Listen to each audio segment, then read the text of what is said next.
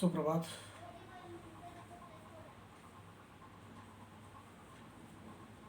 हम आज हिंदी के सर्वश्रेष्ठ कहानीकार प्रेमचंद जी की कहानी देखेंगे।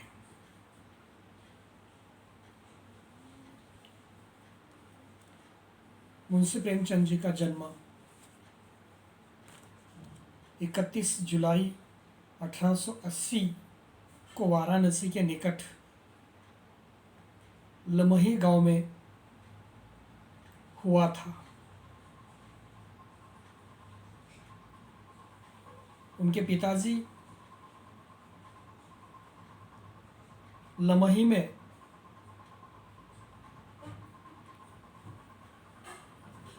डाक ऑफिस में काम किया करते थे, जिनके पिता का नाम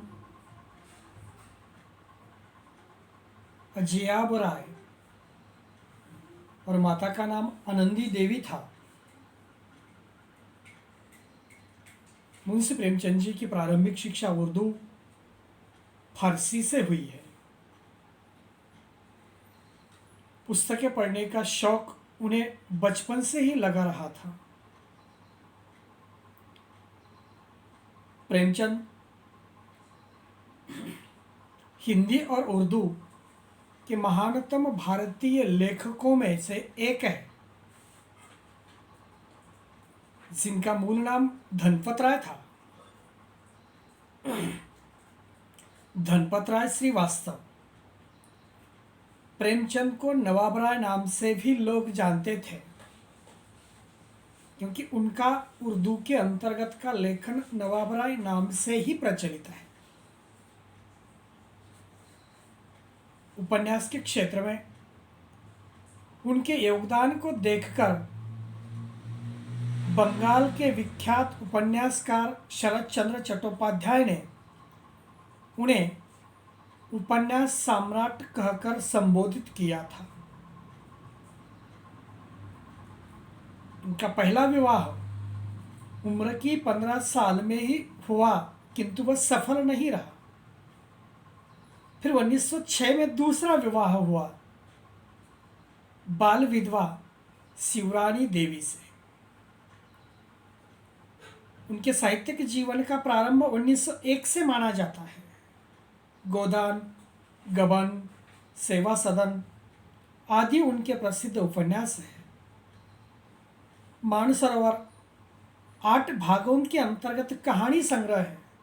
नाटक, बाल साहित्य संपादन में भी उन्होंने योगदान दिया है। मुंशी प्रेमचंद जी हिंदी के सर्वश्रेष्ठ कहानीकारों में माने जाते हैं। उन्होंने अपने साहित्य के अंतर्गत भारतीय जनजीवन को निकट से देखा है और उनकी समस्याओं में बैठकर उन्हें पूरी गंभीरता से और ईमानदारी से अपने साहित्य में उतारा है। प्रेमचंद जी की साहित्यिक विशेषताओं के अंतर्गत सबसे पहले यही विशेषता हमारे सामने आती है कि प्रेमचंद जी का जो साहित्य है, फिर वह कहानी हो, उपन्यास हो, नाटक हो या अन्य किसी प्रकार का हो,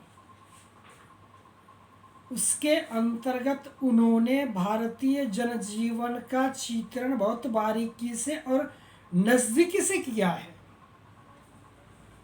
वे सामान्य जनता में बैठकर उनकी समस्याओं को आत्मसात करके बड़ी गंभीरता से और ईमानदारी से अपने साहित्य के अंतर्गत उतारते हैं। इनके साहित्य के अंतर्गत हमेशा के लिए भारत के निर्धन, गरीब, ग्रामीण वर्ग ही रहा है। उसी के संघर्षपूर्ण जीवन का यथातथ्य चित्रण उन्होंने अपने साहित्य में विशेषकर कहानियों के अंतर्गत किया है। इसीलिए उनके कहानियों को पढ़कर ऐसा भी कहा जाता है कि प्रेमचंद जी की कहानियां जीवन की पर्यायी कहानियां हैं।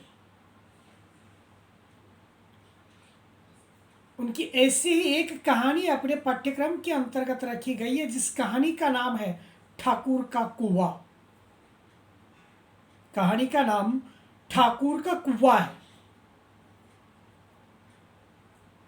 जो शायद नाम से हमें पता चलता है कि ठाकुर का कुआं, इस शीर्षक से ही हमें जानकारी मिलती है कि यह कहानी मानवता के हनन और निर्ममता के पोषण की बड़ी करुण कथा है। प्रेमचंद जी ने जो ठाकुर का कुआं नामक कहानी लिखी है, मानवता के हनन और निर्ममता के पोषण की बड़ी ही करुणाजनक कथा के रूप में चित्रित हुई है। कहानी की शुरुआत जोखू और उसकी प्यास से होती है। कहानी के अंतर्गत का जो नायक है वो जोखू है और उसकी पत्नी गंगी है। कहानी की शुरुआत जोखू और उसके प्यास से होती है। उसकी पत्नी जोखू के लाख मना करने, डराने पर भी अपने बीमार पति के लिए बदबूदार पानी की जगह शुद्ध पानी लाने रात के 9 बजे ठाकुर के कुएं पर बहादुर पत्नी गंगी चली जाती है। देखिए, प्रश्न किस प्रकार का है, ये कहानी का कथानक किस प्रकार का है। इस कहानी के अंतर्गत का जो जोखू नामक नायक है वो बीमार है, घर में पूरी तरह से बदबूदार पानी है, उस पानी की बास आती है और पत्नी गंगी रात के 9 बजे घड़ा लेकर या लोटा लेकर ठाकुर के कुएं पर चली जाती है। उसे बार बार जोखू मना करता है, रोकता है, बल्कि वो रुकती नहीं है। और जब वो रुकती नहीं है तब वहां उसे कूपी के मंद प्रकाश में बहुत से बेफिक्र लोग एक जगह पर इकट्ठे दिखते हैं। जब वो कुएं पर चली गई है ठाकुर के, उस ठाकुर के कुएं पर चले जाने के बाद कूपी के मंद प्रकाश में टिमटिमाता हुआ छोटा सा प्रकाश है, उस प्रकाश के अंतर्गत अंधेरे में बहुत से बेफिक्र अवस्था के अंतर्गत के लोग उसे दिखाई देते हैं। उन लोगों को देखकर गंगी कुएं की जगह के पीछे अंधेरे में छिपकर बैठती है। फिर कुछ समय बीतता चला जाता है। समय बीतता चले जाने के बाद वह जल्दी जल्दी कुएं के जगत पर जाती है। समय बीतने के बाद वे लोग वहीं से उठकर चले जाने के बाद वो जल्दी जल्दी कुएं के ऊपर चली जाती है, सबके चले जाने के बाद, और घड़ा पानी में डुबोकर उसे ऊपर खींच लेती है। और जैसे ही घड़े की जगत पर रखने की होती है, तभी अचानक ठाकुर का दरवाजा खुलता है। गंगी वहीं पे चली गई है, उसने घड़ा उस कुएं में डुबो भी दिया है और वहीं से ऊपर खींचना वो चाहती है। उतने में ठाकुर का दरवाजा खुलता है और वो भी अचानक खुलता है। ठाकुर का दरवाजा खुलता हुआ देखकर वह आतंकित हो जाती है, भयभीत हो जाती है। घबराहट में उसके हाथों से रस्सी और घड़ा दोनों छूटकर कुएं में गिर जाते हैं।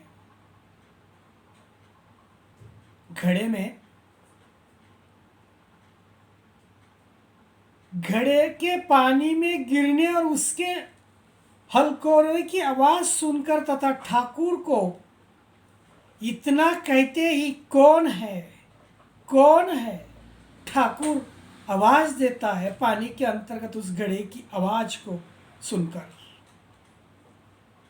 वो वहां से जान बचाने के लिए भाग खड़ी होती है, पर हाय, घर जाकर देखती है कि जोखू लोटे को मुंह से लगाए वह बदबूदार पानी पी रहा है।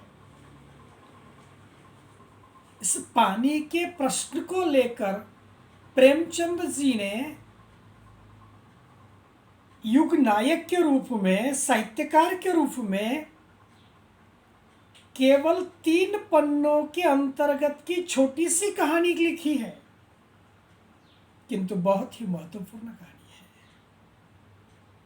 जो हमारे गांव के सामाजिक जीवन की बहुत ही बड़ी विसंगति पर तीव्र प्रहार करती है। प्रेमचंद जी की ठाकुर का कुआं बहुत छोटी कहानी है, 3 पन्नों की कहानी है, केवल 3 पन्नों की कहानी होते हुए भी बहुत ही महत्वपूर्ण ऐसे विचारों को पेश करती है। वह महत्वपूर्ण विचार इस प्रकार का है कि गांव के सामाजिक जीवन की बहुत ही बड़ी विसंगति पर वह तीव्र प्रहार करती है। वह विसंगतियां हैं गांव की ऊंची और नीची जातियों के आपसी संबंध और उसके जीवन व्यापारों की। गांव में निम्न जातियों के लोग बड़े उपेक्षित और ज्यादतियों के शिकार हैं। इस शिकार को व्यक्त करने का काम प्रेमचंद जी की यह ठाकुर का कुआं नामक कहानी करती है।